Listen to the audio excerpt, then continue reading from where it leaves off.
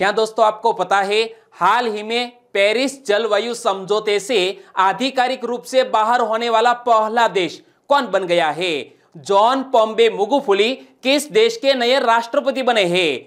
लुहरी जल विद्युत परियोजना का निर्माण किस नदी पर किया जाएगा? ऐसे ही 13 बड़ी खबरों को कवर करते हुए हमने आज का बोले तो 7 नवंबर का करंट अफेयर का वीडियो तैयार किया है। यह वीडियो लास्ट तक देखे। लास्ट में मैं आपसे एक क्वेश्चन पूछूंगा जिसका आंसर आपको नीचे कमेंट बॉक्स में देना है। और अभी तक आपने हमारी जीके 2020 चैनल को सब्सक्राइब नहीं किया है तो सब्सक्राइब कीजिए, बाजू में जो बेल आइकन है उसे भी प्रेस कर दीजिए, क्योंकि आने वाले हर एक वीडियो की अपडेट आपको सबसे पहले मिले।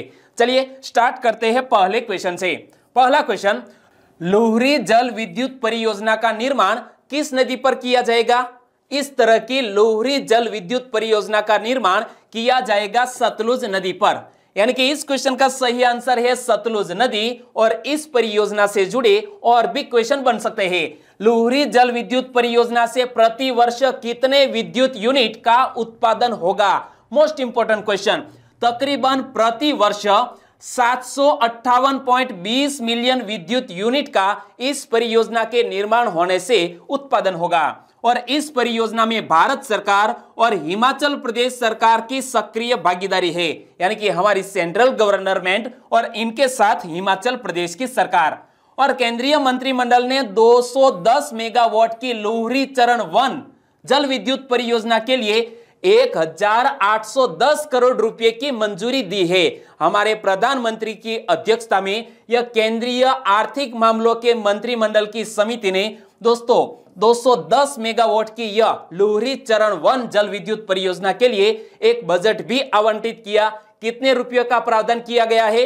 1810 करोड़ रुपए का। और इस परियोजना का निर्माण कहां किया जाएगा? लोकेशन आप याद रखो, हिमाचल प्रदेश के कुल्लू एवं शिमला जिलों में सतलुज नदी पर।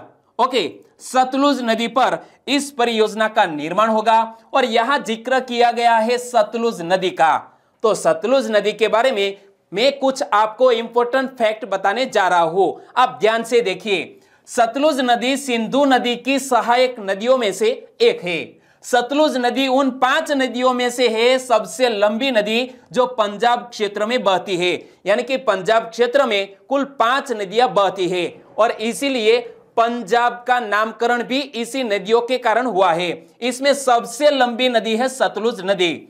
सतलुज नदी की कुल लंबाई चीन, भारत और पाकिस्तान को कवर करते हुए 1500 किलोमीटर है। कितनी? 1500 किलोमीटर।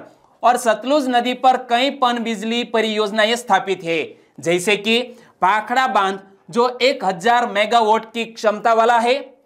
करछम वांगटू बांध वो भी 1000 मेगावाट की क्षमता वाला। और तीसरा है नाथपा जखरी बांध, वो तकरीबन 1530 मेगावाट बिजली पैदा करता है। और सतलुज नदी को लाल नदी के रूप में भी जाना जाता है। क्या? लाल नदी के रूप में जाना जाता है। और यहाँ आप मैप में देखिए कि यहाँ पर है जम्मू कश्मीर, यहाँ पर है हिमाचल प्रदेश, यहाँ दोस्तों चीन से यहाँ भारत में बहती हुई आगे बढ़ते हुए पाकिस्तान में सिंधु नदी से मिल जाती है सतलुज नदी। दोस्तों इसी तरह हर क्वेश्चन से जुड़े इंपॉर्टेंट फैक्ट मैं आपके सामने रखता हूं। हमारा यह तरीका आपको अच्छा लगता है, लाइक करना मत भूलिएगा। और खास तौर पर क्लास 1-2 की एग्जामिनेशन में हमें नदी परितंत्र के बारे में भी पता होना चाहिए, सही ना? चलिए दूसरा क्वेश्चन, हाल ही में पाकिस्तान ने किस देश के साथ मिलकर संयुक्त सैन्य अभ्यास आयोजित किया? पाकिस्तान ने हाल ही में रूस देश के साथ मिलकर एक संयुक्त सैन्य अभ्यास आयोजित किया है, जो हाल ही में शुरू हुआ है। यानी कि इस क्वेश्चन का सही आंसर है ऑप्शन बी, रूस देश के साथ मिलकर पाकिस्तान ने एक संयुक्त सैन्य अभ्यास आयोजित किया।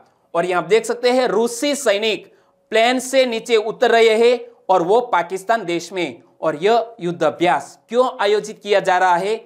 आतंकवादियों से निपटने हेतु कौन सी ट्रिक अपनाई जाए तो हम आतंकवादी से मुकाबला कर सकते हैं, इसलिए यह बहुत ही अच्छा सैन्य अभ्यास आयोजित किया जा रहा है पाकिस्तान में रूस और पाकिस्तानी सेना के द्वारा।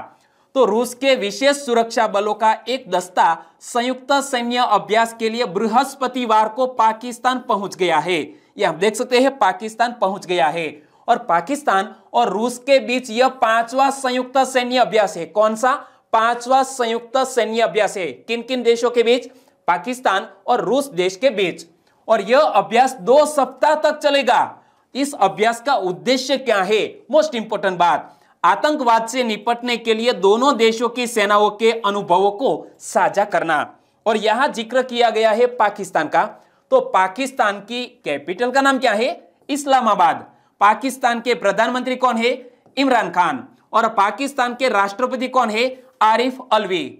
और यहां इमरान खान कुछ दिन पहले ही सुर्खियों में रहे थे, क्योंकि हमारा जो गिलगित बाल्टिस्तान का विस्तार है जम्मू कश्मीर में, हमारा भारत का एक अभिन्न हिस्सा है। लेकिन फिर भी इमरान खान ने अपने पाकिस्तान के नक्शे में हमारे भारत के यह विस्तार को दर्शाया था। और यहां आप देख सकते हैं हमारा इंडिया और यहां पर है पाकिस्तान। और पाकिस्तान में अगल बगल में कौन कौन से देश स्थित है? तो यहां पर अफगानिस्तान, ईरान और इंडिया से घिरा हुआ है। यहां पर है अरब सागर। और पाकिस्तान की करेंसी क्या है? पाकिस्तानी रुपया। और देख सकते हैं पाकिस्तानी रुपया को। और इसी के साथ संयुक्त सैन्य अभ्यास आयोजित किया है रूस ने। तो रूस से जुड़ा हुआ एक और क्वेश्चन कुछ दिन पहले ही सुर्खियों में था। हाल ही में 6ठे ब्रिक्स संसदीय मंच की अध्यक्षता किसने की? रूस देश ने। तो आप मैप में देखिए, यहां पर है रूस और रूस के आसपास कौन कौन से देश स्थित है? बेलारूस, यूक्रेन, कजाकिस्तान, मंगोलिया और चाइना जैसे देशों से घिरा हुआ है रूस। रूस की कैपिटल का नाम क्या है? मॉस्को। यहां पर देख सकते हैं मॉस्को को। और रूस के राष्ट्रपति कौन है? Vladimir Putin. रूस के प्रधानमंत्री कौन है? Mikhail Mishustin. और रूस की करेंसी है रूसी रूबल। और रूस की संसद का नाम क्या है? ड्यूमा। तो इतने फैक्ट आपको याद रख लेने चाहिए। तीसरा क्वेश्चन, नर्चरिंग नेबरहुड चैलेंज का उद्देश्य क्या है? दोस्तों, एक नई पहल का आयोजन किया गया है, नर्चरिंग नेबरहुड चैलेंज। और इस परियोजना के तहत बच्चों एवं परिवारों के लिए शहरी बुनियादी ढांचे में सुधार हेतु मदद करना, इसी के लिए नर्चरिंग नेबरहुड चैलेंज का आयोजन किया गया है। इसके बारे में मैं आपको बताता हूं। 4 नवंबर 2020 को केंद्रीय आवासन एवं शहरी कार्य मंत्रालय ने छोटे बच्चे, देखभाल करने वाले और परिवारों के जीवन की गुणवत्ता में सुधार हेतु शहरों के लिए नर्चरिंग नेबरहुड चैलेंज की शुरुआत की गई। यहां आप देख सकते हैं कोई भी बच्चा है तो वो यहां टहल सके, इसीलिए ऐसे रोड, रास्ते या कुछ ऐसी जगहों का निर्माण किया जाएगा यह नर्चरिंग नेबरहुड चैलेंज के तहत। और नर्चरिंग नेबरहुड चैलेंज की शुरुआत देश भर के 100 स्मार्ट शहरों, 5 लाख से अधिक आबादी वाले शहरों और राज्य एवं केंद्र शासित प्रदेशों की राजधानियों के लिए यह पहल की गई है। और इसीलिए आप याद रखिए नर्चरिंग नेबरहुड चैलेंज। और यहां पर क्या लिखा है? Shaping cities for young children and their families, यानी कि अपने कुछ बच्चों और उनके फैमिली के लिए यह शेपिंग सिटीज यंग चैलेंज प्रतियोगिता का आयोजन किया गया है। बहुत ही अच्छी बात है। चौथा क्वेश्चन, राफेल लड़ाकू विमान के संदर्भ में कौन सा कथन सही है? दोस्तों, इसी पैटर्न के एग्जामिनेशन में क्वेश्चन पूछ लिए जाते हैं और इसी का ही वर्तमान में ट्रेंड चला है। राफेल लड़ाकू विमान का दूसरा दस्ता हाल ही में गुजरात के जामनगर में पहुंचा फ्रांस से। कितने लड़ाकू विमान आए? 3। और इनसे जुड़े हुए कुछ फैक्ट से यह क्वेश्चन मैंने क्रिएट किया है। राफेल लड़ाकू विमान के संदर्भ में कौन सा कथन सही है? यह एक 4.5 जनरेशन वाला लड़ाकू विमान है। जी हां दोस्तों, बिल्कुल जनरेशन सही है। इसे डसोल्ट एविएशन कंपनी द्वारा डिजाइन किया गया है। बिल्कुल सही है, यह फ्रांस की डसोल्ट एविएशन कंपनी द्वारा इसे निर्मित किया गया है। यानी कि दोनों कथन सही है। हमारा आंसर बन जाता है ऑप्शन सी, 1 और 2 दोनों कथन सही है। लेकिन रफाल विमान के बारे में मैं एक और फैक्ट आपको बताना चाहूंगा। राफेल फ्रांस का डबल इंजन वाला और मल्टी रोल लड़ाकू विमान है और हाल ही में दूसरा दस्ता पहुंचा है गुजरात के जामनगर से। और जामनगर से यह कहां जाने वाला है? अंबाला। तो देखो, सितंबर 2016 में भारत सरकार ने 36 राफेल लड़ाकू विमानों की खरीदी के लिए फ्रांस के साथ एक आंतर सरकारी समझौते पर हस्ताक्षर किए थे। और इस समझौते के अनुसार सभी 36 राफेल लड़ाकू विमान इसी आने वाले वर्ष में 2021 तक भारत पहुंच जाएंगे। और जब 36 विमान हमारे भारत देश में पहुंच जाएंगे तो हमारी बाहरी सुरक्षा और भी कड़ी हो सकती है। और जुलाई माह में 5 राफेल लड़ाकू विमानों का एक खेप अंबाला एयरबेस पर पहुंचा था और कई न्यूज में यह कई दिनों तक रहा था। पहला बेस जब पहुंचा था तब तो फ्रांस से 3 रफाल लड़ाकू विमान गुजरात के जामनगर वायुसेना केंद्र पर हाल ही में पहुंचे। इस विमानों ने लगातार 8 घंटे सफर करते हुए 3700 समुद्री मील की दूरी तय की और अब गुजरात के जामनगर में पहुंचे। कहां से आए हैं? फ्रांस से आए। तो फ्रांस से जुड़ा हुआ एक और क्वेश्चन मैंने आपको कुछ दिन पहले बताया था। हाल ही में Alexis Valentine international boxing tournament कहां आयोजित की गई? तो इस टूर्नामेंट फ्रांस देश में आयोजित की गई। और आप फ्रांस के 2 महान व्यक्ति के बारे में भी याद रख लो कि वर्तमान फ्रांस के प्राइम मिनिस्टर कौन है? Jean Castex. यह आप देख सकते हैं, जीन कास्टेक्स फ्रांस के वर्तमान प्राइम मिनिस्टर। और फ्रांसीसी राष्ट्रपति कौन है? इमैनुअल मैक्रोन, जो आप इमेज में देख सकते हैं। 5वां क्वेश्चन, किस राज्य की सरकार ने वर्ष 2022 के अंत तक मोटर वाहन कर से बैटरी चालित वाहनों को 100% छूट देने की घोषणा की? हमारे जलवायु परिवर्तन आपने भी सुना होगा न्यूज में, दिल्ली में काफी बुरे हालात हो चुके हैं वायु प्रदूषण के कारण और वहां जनजीवन भी प्रभावित हुआ है। तो इसी के लिए हाल ही में ऐसे इलेक्ट्रिक व्हीकल को प्रोत्साहन दिया जा रहा है क्योंकि 2022 के अंत तक मोटर वाहन कर से बैटरी चालित वाहनों को 100% छूट दी गई है। और यह किस राज्य में? याद रखो ऑप्शन बी, तमिलनाडु राज्य में। इसी तरह का डिसीजन वहां की सरकार ने लिया है, तमिलनाडु में। तो इलेक्ट्रिक वाहनों पर कर छूट देने का उद्देश्य क्या है? राज्य में इलेक्ट्रिक वाहनों की बिक्री और उपयोग को बढ़ावा देना। और तमिलनाडु सरकार ने 31 दिसंबर 2022 तक परिवहन और गैर परिवहन वाहनों के रूप में सभी बैटरी चालित वाहनों यानी कि इलेक्ट्रिक वाहनों के लिए 100% कर छूट देने का निर्णय लिया है। बहुत ही अच्छा डिसीजन लिया है तमिलनाडु ने। और आप मैप में देखिए, यह है तमिलनाडु। तमिलनाडु आंध्र प्रदेश, कर्नाटक और केरल से सटा हुआ। तमिलनाडु की कैपिटल का नाम है चेन्नई और तमिलनाडु के वर्तमान राज्यपाल है बनवारीलाल पुरोहित और तमिलनाडु के मुख्यमंत्री है इडप्पाडी के पलानीसामी।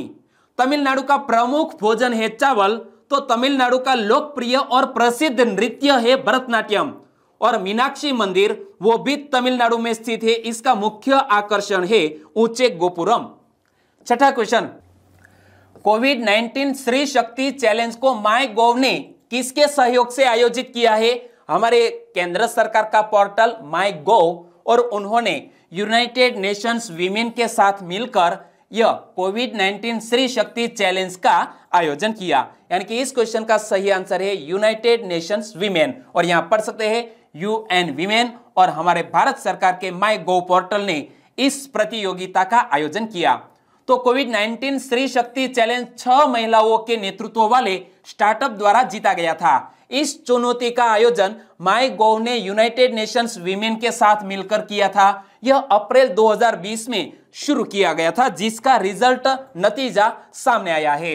इस चैलेंज को पूरे राष्ट्र से कुल 1265 प्रविष्टियां प्राप्त हुई। गहन चर्चा के बाद जूरी ने शीर्ष 3 प्रविष्टियों को विजेताओं के तौर पर चुना और अतिरिक्त 3 प्रविष्टियों को प्रॉमिसिंग सॉल्यूशंस के तौर पर मान्यता दी और इन्हें पुरस्कार भी दिया गया। तो पुरस्कार के रूप में क्या प्रदान किया गया? शीर्ष 3 विजेताओं को 5 लाख रुपए का इनाम देने का अलावा संयुक्त राष्ट्र महिला समूह प्रॉमिसिंग सॉल्यूशन के लिए चुने गए 3 स्टार्टअप्स को 2 लाख रुपए, प्रत्येक को 2 लाख रुपए के इनाम देने के लिए हाल ही में सहमति हुई है। और यह कोविड-19 श्री शक्ति चैलेंज के शीर्ष 3 विजेता कौन है जिसे 5 लाख रुपए का इनाम दिया गया है? इन स्टार्टअप्स के नाम है पी गायत्री, हालांकि वे बेंगलुरु में रेसाडा लाइफ साइंसेज प्राइवेट लिमिटेड की संस्थापक है, 5 लाख रुपए।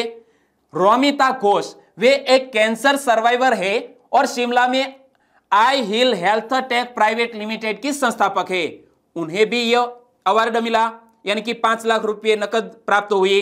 और डॉक्टर अंजना राम कुमार और डॉक्टर अनुष्का अशोकन, वे थान मित्र इनोवेशन प्राइवेट लिमिटेड की उत्पादक प्रबंधक और सह संस्थापक है, उन्हें भी इस इवेंट में चुना गया।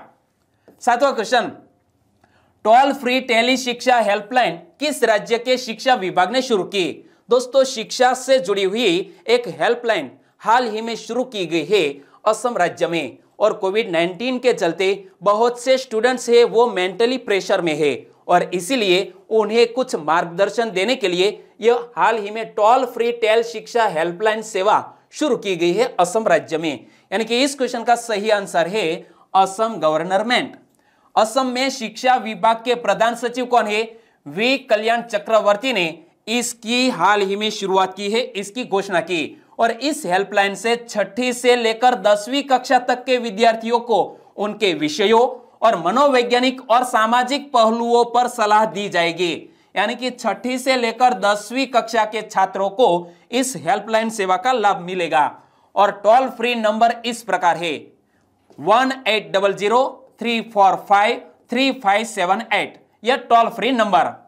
और रविवार को छोड़कर यह नंबर सुबह 10 बजे से अपराह्न 3 बजे तक प्रतिदिन काम करेगा। और इस हेल्पलाइन की शुरुआत असम राज्य ने की है। तो असम से जुड़ा हुआ एक और क्वेश्चन, मोस्ट इंपोर्टेंट क्वेश्चन सुर्खियों में था। देश के पहले मल्टी मॉडल लॉजिस्टिक पार्क की आधारशिला कहां रखी गई? असम राज्य में। तब भी मैंने आपको असम के बारे में बताया था, और इस लॉजिस्टिक पार्क के बारे में इतना जान लीजिए कि निर्माण की लागत 694 करोड़ रुपए होगी। भारत सरकार की किस महत्वाकांक्षी परियोजना के तहत यह निर्मित किया जाएगा? भारत माला परियोजना के तहत। और असम में किस राज्य में यह लॉजिस्टिक पार्क बनेगा? बोंगाईगांव जिले में बनेगा। कहां पर? बोंगाईगांव जिले में। 8वां क्वेश्चन, हाल ही में वैश्विक निवेशक गोलमेज सम्मेलन की अध्यक्षता किसने की?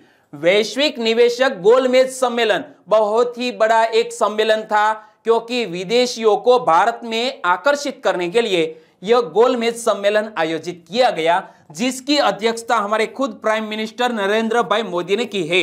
यानी कि इस क्वेश्चन का सही आंसर है श्री नरेंद्र भाई मोदी। और वैश्विक निवेशक गोलमेज सम्मेलन क्या है? तो यह वैश्विक संस्थागत निवेशकों, भारतीय व्यापार प्रमुखों, भारत सरकार तथा वित्त बाजार संचालकों के बीच एक विशिष्ट संवाद का मंच है, जिसमें हमारे प्रधानमंत्री जी ने इसका ओपनिंग किया। हमारे देश के वित्त मंत्रालय के मंत्री निर्मला सीतारमण, हमारे आरबीआई के वर्तमान गवर्नर शक्तिकांत दास ने भी इस सम्मेलन में हिस्सा लिया है। और सम्मेलन का आयोजन किसने किया है? हमारे वित्त मंत्रालय और राष्ट्रीय निवेश और आधारभूत अवसंरचना कोष ने मिलकर इस सम्मेलन का आयोजन किया। और इस राउंड टेबल में दुनिया की 20 सबसे बड़ी पेंशन और सॉवरिन वेल्थ फंड से जुड़ी कंपनियों ने हिस्सा लिया, जिनकी कुल परिसंपत्तियों का लगभग 6 ट्रिलियन डॉलर है। कितनी कुल परिसंपत्तियां है? 6 ट्रिलियन डॉलर। ओके। 9वां क्वेश्चन, भारत के सेना प्रमुख जनरल मनोज मुकुंद नरवणे किस देश की 3 दिवसीय यात्रा की? हमारे भारत के थल सेना प्रमुख मनोज मुकुंद नरवणे हमारे ही पड़ोसी मुल्क नेपाल देश की 3 दिवसीय यात्रा पर थे। यानी कि इस क्वेश्चन का सही आंसर है नेपाल देश। और थल सेना अध्यक्ष जनरल मनोज मुकुंद नरवणे को नेपाल की राष्ट्रपति, यहां आप देख सकते हैं, नेपाल की राष्ट्रपति विद्या देवी भंडारी द्वारा नेपाली सेना के मानद जनरल पद से सम्मानित किया गया। नेपाली सेना के मानद जनरल पद से सम्मानित किया गया है हमारे मनोज मुकुंद नरवणे को, और यह एक परंपरा रही है लंबे अरसों तक की। तो देखो, यह मानद उपाधि प्रयासों दोनों देशों के साथ एक दूसरे के सेना प्रमुखों को सम्मानित करने की 7 दशक पुरानी परंपरा का हिस्सा है। यानी कि 7 दशक 70 साल पुरानी यह परंपरा चली आ रही है। और यह सम्मान पहली बार किस भारतीय जनरल को मिला था? तो कमांडर इन चीफ जनरल के एम करियप्पा पहले भारतीय सेना प्रमुख थे, जिन्हें 1950 में इस मानद से सम्मानित किया गया था। और बात करते हैं नेपाल देश की। तो नेपाल देश के प्रधानमंत्री कौन है? खड़ग प्रसाद शर्मा ओली, यानी कि केपी शर्मा ओली नेपाल के वर्तमान प्रधानमंत्री। नेपाल की राष्ट्रपति विद्या देवी भंडारी इमेज में देख सकते हैं। और राजधानी का नाम है काठमांडू। तो करेंसी है नेपाली रुपया। और नेपाल में भारतीय मूल के भारतीय राजदूत कौन है? विनय एम क्वात्रा। और नेपाल के सेना प्रमुख कौन है? जनरल पूर्णाचंद्र थापा। इन दोनों के नाम भी याद रख लीजिए। 10वां क्वेश्चन, हाल ही में जॉन पोम्बे मागुफुली किस देश के राष्ट्रपति बने? जॉन पोम्बे मागुफुली हाल ही में किस देश के राष्ट्रपति बने हैं? तंजानिया देश के नए राष्ट्रपति बने हैं, यानी कि दूसरा कार्यकाल, दूसरी बार वो राष्ट्रपति के रूप में चुने गए हैं। तंजानिया के राष्ट्रपति जॉन पोम्बे मागुफुली ने 5 साल के दूसरे कार्यकाल के लिए राष्ट्रपति पद की शपथ ग्रहण की है। उन्होंने 5 नवंबर 2020 को पद की शपथ ली। मागुफुली ने 28 अक्टूबर हुए चुनाव में कुल मतों में से 84% वोट हासिल किए, यानी कि भारी बहुमत से राष्ट्रपति के रूप में चुने गए हैं। तो तंजानिया देश के राष्ट्रपति बन गए हैं जॉन पोम्बे मागुफुली। और तंजानिया के राष्ट्रपति का नाम मत भूलिएगा, जोसेफ मागुफुली। तंजानिया के प्रधानमंत्री कौन है? कस्सिम मजलिवा। यहां आप देख सकते हैं कस्सिम मजलिवा तंजानिया के प्रधानमंत्री। तंजानिया की राजधानी का नाम है डोडोमा और करेंसी है तंजानियाई शिलिंग। और यहां आप मैप में देखिए कि यह है तंजानिया देश और यहां पर है इंडियन ओशन, यानी कि हमारा हिंद महासागर। और इसके अगल बगल में कौन कौन से देश स्थित है? तो Kenya, Uganda, Rwanda, Burundi, Zambia, Malawi और मोजाम्बिक, ऐसे देशों से घिरा हुआ है यह तंजानिया, जिसकी कैपिटल का नाम है डोडोमा। ओके, 11वां क्वेश्चन, पेरिस जलवायु समझौते से आधिकारिक रूप से बाहर कौन हुआ? दोस्तों तकरीबन 195 देश ने पेरिस जलवायु समझौते पर अपने सिग्नेचर किए हैं, लेकिन इस समझौते से बाहर होने वाला यह पहला देश है अमेरिका। यानी कि इस क्वेश्चन का सही आंसर है ऑप्शन ए, अमेरिका देश पेरिस जलवायु समझौते से बाहर हो गया है आधिकारिक रूप से।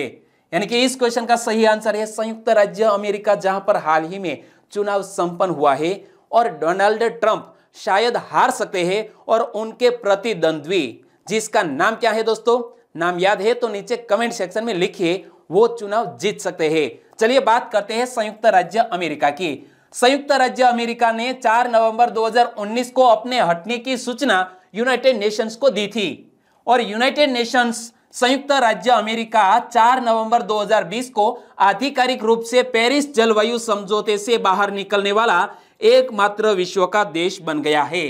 और पेरिस जलवायु समझौते के तहत विकासशील देशों को वित्त वर्ष 2020 से हर साल कम से कम $100 बिलियन की राशि जुटाना अनिवार्य है और इस राशि को 5 साल बाद संशोधित किया जाना था। यानी कि जो भी विकसित राष्ट्र है वो विकासशील राष्ट्रों को यह $100 बिलियन की राशि देने वाला था, लेकिन यह विकसित राष्ट्र अमेरिका हाल ही में इस समझौते से बाहर हो गया है।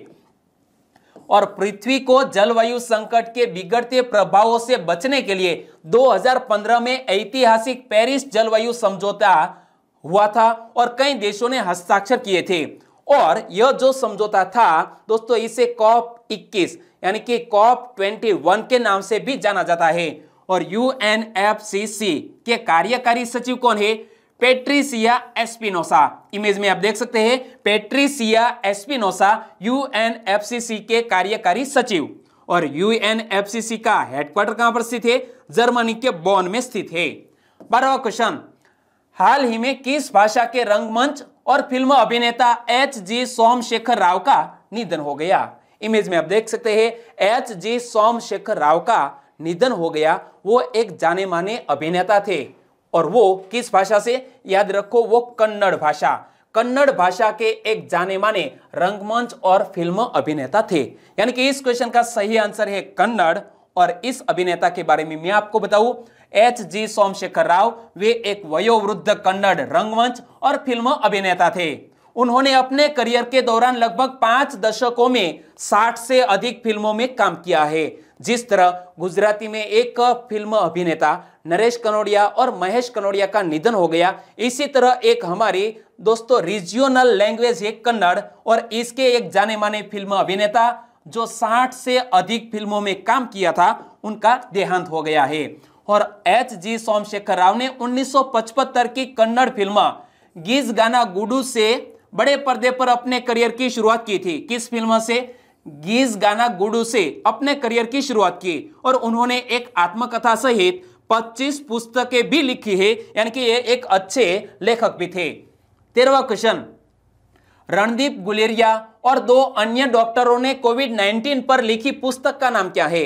दोस्तों, कुछ दिन पहले ही आनंदीबेन पटेल ने बाय बाय कोरोना नामक एक पुस्तक को हाल ही में लोकार्पण किया और कोविड-19 पर एक दूसरी पुस्तक हाल ही में सामने आई है और लिखी है रणदीप गुलेरिया और 2 अन्य डॉक्टरों ने, और इस पुस्तक का नाम है टिल वी विन। यानी कि इस क्वेश्चन का सही आंसर है option A, till we win. और यहां आप इस किताब की फ्रंट पेज को भी देख सकते हैं, टिल वी विन। और इस किताब को 3 डॉक्टरों ने मिलकर लिखा है। तो पुस्तक के लेखक कौन है? एम्स के निदेशक रणदीप गुलेरिया, यहां देख सकते हैं रणदीप गुलेरिया, स्वास्थ्य प्रणालियों के विशेषज्ञ चंद्रकांत लहारिया, पहले नंबर पर चंद्रकांत लहारिया, और प्रसिद्ध वैक्सीन शोधकर्ता गगनदीप कांग, दूसरे नंबर पर गगनदीप कांग। तीनों ने मिलकर टिल वी विन नामक यह कोविड-19 से जुड़ी हुई एक किताब का हाल ही में लिखा है और इसका विमोचन होने वाला है। तो इनसे जुड़े हुए और क्वेश्चन बन सकते हैं। टिल वी विन में किस विषय पर फोकस किया गया है? भारत में कोविड-19 के खिलाफ लड़ाइयां और आने वाले दिनों में महामारी से निपटने के प्रयासों पर यहां इसमें लिखा गया है। और इस बुक को किसके द्वारा प्रकाशित किया जाएगा? ये आप देख सकते हैं, पेंगुइन रैंडम हाउस इंडिया द्वारा, penguin random house India private limited के द्वारा इसको प्रकाशित किया जाएगा। और अब बात करते हैं लास्ट वीडियो के क्वेश्चन की। लास्ट वीडियो में मैंने आपसे क्वेश्चन पूछा था, इंडिया फॉर इंडियन नामक प्रसिद्ध ग्रंथ की रचना किसने की थी?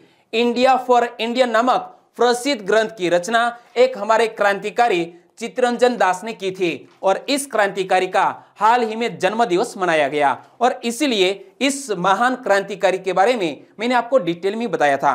आपको हमारे इंडियन फ्रीडम हिस्ट्री से जुड़े क्वेश्चन यदि पूछ लिया जाए तो यह हमें याद रखना होगा, इंडिया फॉर इंडियन, और इसके लेखक कौन है? चित्तरंजन दास।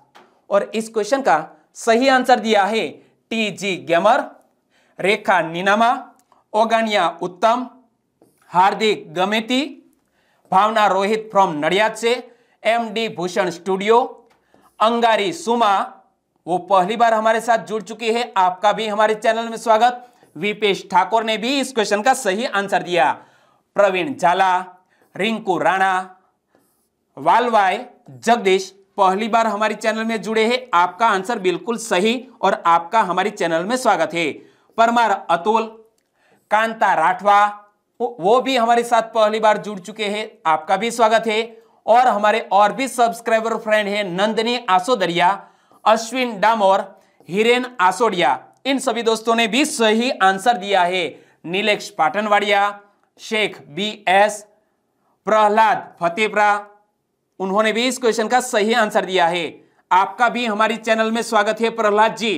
रेवती गाड्डे, ओम प्रकाश यादव, कन्हैया लाल, और ओम प्रकाश यादव है वो है झारखंड से, वेल डन, आपका आंसर सही।